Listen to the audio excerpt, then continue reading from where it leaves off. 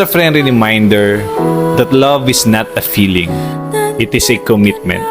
Alam mo, sa totoong buhay, hindi naman palaging masaya ang isang relasyon.